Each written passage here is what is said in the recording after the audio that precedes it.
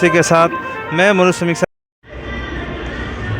समीक्षा से विवेक व्यास। आज हम है मुरलीधर व्यास कुंज में श्री घनश्याम दास जी बिरला साहब से। तो यहाँ पे भागवत कथा का आयोजन किया जा रहा है और जो बिरला साहब है ये किसी परिचय के मोहताज नहीं है।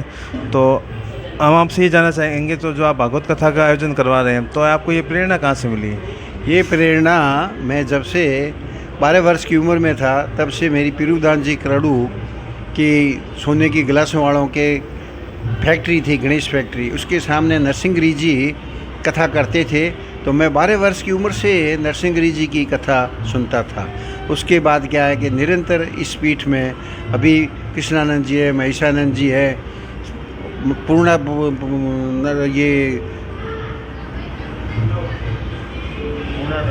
हाँ क्या नाम है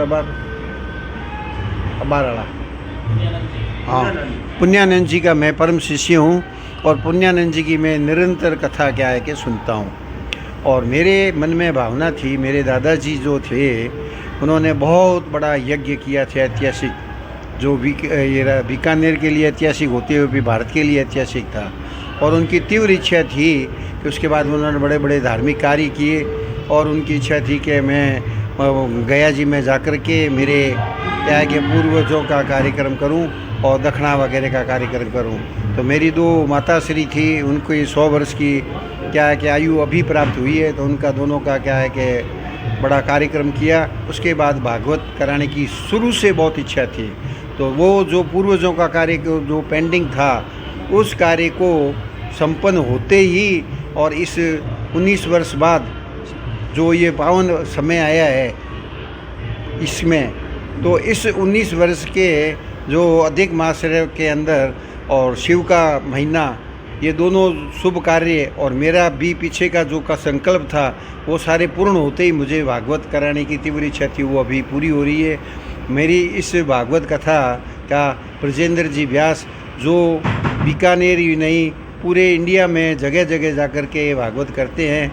तो मेरे घर जो मुरलीधर व्यास अग्निशमन केंद्र के पास है 184 में बिरला साहब की कोठी के नाम से प्रसिद्ध है। घर के अंदर बड़ी आदमकद विष्णु भगवान की मूर्ति है और मेरे सभी परिवारजन, मोहल्लेवासी, मेरे इष्ट मित्र सब इस भागवत का रसपान कर रहे हैं और ब्रजेंद्र जी बहुत ही अमृत कथा की तरह से सुनवा रहे हैं। तो मेरी आज बहुत तीव्र इच्छा क्या है कि पूरी हो रही है और मेरा एक ही निवेदन है सबसे कि मेरा भागवत आकर के सुनो और उसके बाद प्रसाद बैठ कर के भोजन करके जाओ।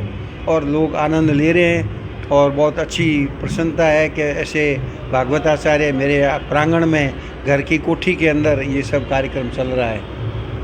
आज का आभारी हूँ मीडिया का। आज भागवत कथा का कौन सा दिन है?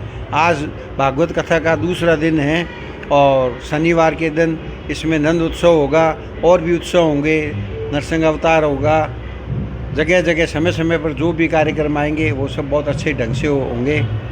बड़े खुशी की बात है। तो हम देख रहे हैं कि ये जो भागवत कथा है अधिक मास में अधिक करवाने का क्या महात्म्य है? अधिक मास का ये महत्व है कि इस मास के अंदर जो भी धार्मिक कार्यक्रम किया जाता है तो 84 लाख योनियों में उसके अखंड रहता है और उसके मुकाबले कोई भी ऐसा मास नहीं है जिसमें दान पुण्य किया वो अखंड हो जाता है। आप किसी भी योनि में जाओगे तो उसके अंदर आपको इसका लाभ मिलता रहेगा। इसलिए जो मन में भगवान के प्रति जो आस्था रखते हैं, धर्म के प्रति आस्था रखते हैं, जो 84 लाख योनियों से मुक्त होना चाहते हैं, तो वो इस मास को बड़े पपैये की तरह इंतज़ार करते हैं कि कब ये मास आवे और कब हम हमारे आत्मकल्याण के लिए ये सब शुभ कार्य करें।